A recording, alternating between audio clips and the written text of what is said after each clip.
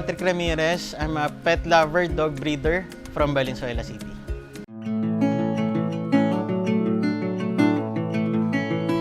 Nag-start ako mag-aso since 2003. Named Dochi, Shih Tzu. So, namatay siya noong 2015. So, almost 12 years siya nasa amin.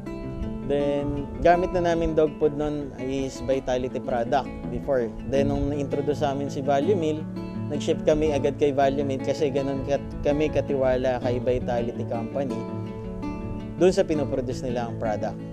So, sa 2015, naghanap na kami ng ibang companion ng mother ko. Kasi actually, etong si Dochi, ano talaga siya aso siya ng sister ko. Then, binigay siya sa mother ko. Then, ako lang yung tagapag-alaga. So, as tagapag-alaga, na-experience ko yung tamang pag-aalaga sa aso. Then, nalungkot kami nung nawala talaga siya noong 2015. So, naghanap kami ng pwedeng i-substitute sa kanya para hindi naman ganun malungkot yung mother ko. As well as the whole family is mahal na mahal namin si Dochi. So, yun, nagdagdag kami ng Pomeranian, Poodle, nandito na, dumami na yung aso namin. Pero yung breeding, hindi pa totally breeding talaga yung point namin doon eh. As pet lover pa kaming lumalabas. So, nung na-introduce sa amin yung pandemic, di natin inaasahan, na-quarantine tayo sa bahay ng ilang months. So, naisip namin, saktong-sakto din, na in-hit sila. So, dun dumating yung point na ba't di natin itry mag-breed? So, pinestad namin yung mga alaga naming aso. Hindi talaga intention na pangbenta. Doon na kami nag-start na makapag-produce kami ng puppies. Then, pinost namin sa Facebook. Kasi nga, hindi naman pwede lahat. I-keep natin yung produce natin puppies. Sobrang dami nila. Imagine, 4 sila. So, nanganak silang lahat. So, nag-try kami mag-rehome. So, una, bigay muna sa ate, bigay sa relatives. Tapos hanggang sa nakikita nila through Facebook, ay gusto nilang bumili kasi nagandahan sila doon sa breeding. Then meron kaming isang friend na talagang loyal doon sa breeding namin. Every time na magbe-breed kami na pom, yan, lahat meron siya. So doon kami natuwa, doon kami na-urge na magtuloy-tuloy sa breeding. Then doon na kami nagdagdag ng French Bulldog, Corgis, English Bulldog. So hanggang sa naging 15 dogs na kami.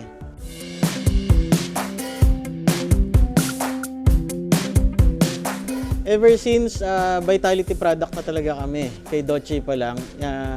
Si Vitality ang bumungay kay Dochi ng 12 years. Since nung na-introduce siya dito sa Pilipinas, nag-start na talaga ako kay Value Meal. 12 years straight yon. So ibig sabihin, satisfied na ako sa kanya. Then dito sa mga pandemic breeding times ko, hindi natin maiwasan mag-experiment ng other dog food since na-introduce sa atin ng ibang groups, friends natin na maganda to, bago to. So, tinry ko rin yung mga products na yon. Actually, hindi lang isa. 2, 3. So, yung mga sinasabi natin na high protein, syempre maengganyo tayo doon. Lumabas sa akin kasi in a few weeks, okay siya kasi appetite niya, masarap siya, ganoon, sobra protein, tumaba sila. Pero in a few months, mapapansin nyo sa mga aso natin, yung mga coats niya, medyo magkakaroon siya ng hotspot. Tapos mapapansin natin yung tae nila is mabaho talaga. Wiwi nila, masangsang yung amoy. Then hindi natin matake talaga.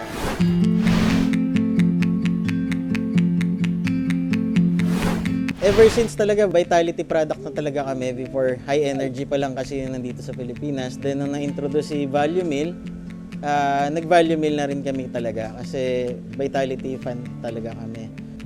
Na-try nga namin yung ibang products. After ng ibang products, parang nag-stick na lang talaga kami kay Value Meal. Which is, wala kami na-experience na ganito, na problem sa skin problem. Tapos pinaka nagustuhan kasi namin talaga dito is yung poop nila sobrang solid, firm, and walang amoy. pati as well as yung ihi nila. So at that fact, nakikita namin na balance talaga yung pellet ni dog food na binibigay ni Value Meal kasi parang na-absorb talaga nila lahat.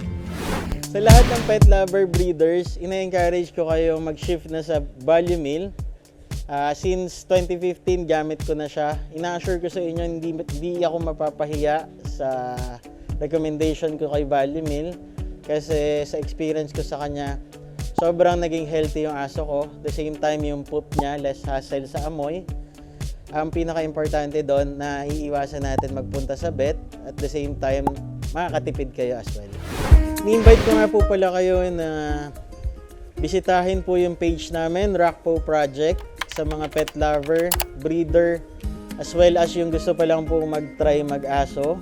At the same time, we can guide you po sa basic care, even sa breeding if needed po. So, mache-check nyo rin po sa page namin yung mga produce namin na puppies, like Corgi, Toy Poodle, then French Bulldog, may pag din po kami, JRT.